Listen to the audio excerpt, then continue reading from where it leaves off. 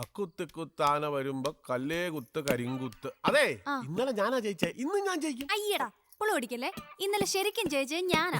ചേട്ടൻ കള്ളക്കളി ജയിച്ചാ. ആരാ കള്ളി? നീയാ കള്ളി. പൊടി പെണ്ണെ. ഞാനുണ്ട് കളിക്കാൻ. എന്താ ഞാനുണ്ട് കളിക്കാൻ. എന്താ ഞാനുണ്ട് കളിക്കാൻ.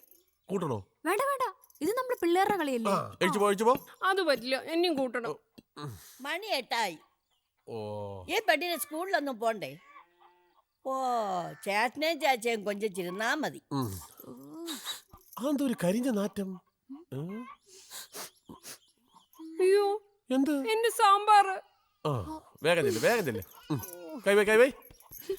ഇന്ന് പഞ്ചാര കുട്ടി തിന്നാ മതി. അക്കുത്തിക്കുത്താന വരുമ്പോ കല്ലേ കുത്ത് കരിങ്കുത്ത്. പോയിരുന്ന് ഹോംവർക്ക് തീർക്കടി. സ്കൂളിൽ പോവാൻ നേരായി. ഇവിടെ ആർക്കും ഒരു ബോധമില്ല. ഒരു രക്ഷയില്ല. സ്കൂളിൽ പോകാൻ നോക്ക്. രാവിലെ ഒരു കളി. പ്രായം എത്ര ആയെന്ന വിചാരം? ഇപ്പോഴുള്ള കുട്ടിയായി നടക്കുക. ചേച്ചിയുടെ ചേട്ടന്റെ കൂടെ ഇങ്ങനെ ഒട്ടി നടക്കുക. അവർക്കും വേണ്ടത് സ്വൈരം. ഞാനല്ല ഒട്ടിയത്, അവരാ എന്നോട് ഒട്ടാൻ വന്നത്.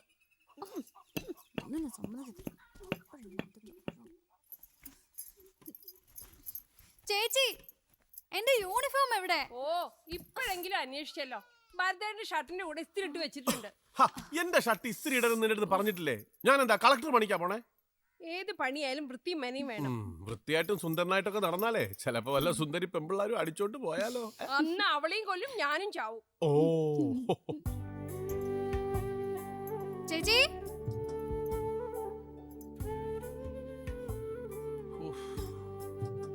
റിബൺ കെട്ടാതെയാ സ്കൂളിൽ പോണത്. നല്ല കുട്ടി കേട്ടോ.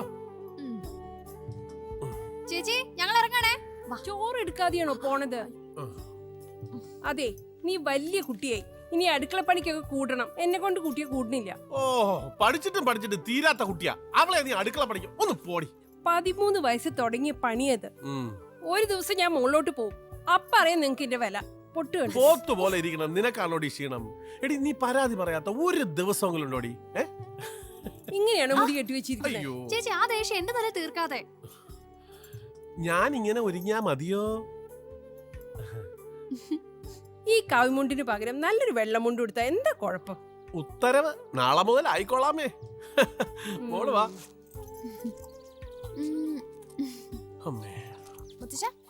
അമ്മമ്മേ, ടാറ്റാ. കുട്ടി. അതെ, വൈകിട്ട് വരുമ്പോ ചോന്നുള്ളി സാമ്പാർ പരിപ്പ് കൊണ്ടുവരാൻ മറക്കല്ലേ. പിന്നെ വിളിക്കാതടി. നിനക്ക് ഇതൊക്കെ നേരത്തെ പറഞ്ഞൂടെ? ഇതുപോലൊരു ചെക്കനെ കിട്ടിയതിന് ദൈവത്തിനോട് നന്ദി പറയേ.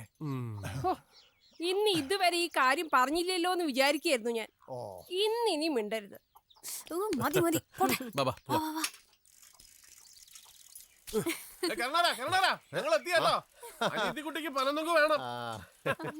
ഇന്നത്തെ താമസിച്ചൊന്നും നിരീക്ഷിച്ചിരിക്കായിരുന്നു ഞാൻ. കൊതിച്ചിക്ക് പനന്നൊക്കെ തിന്നാലും മതിയാവില്ലല്ലേ.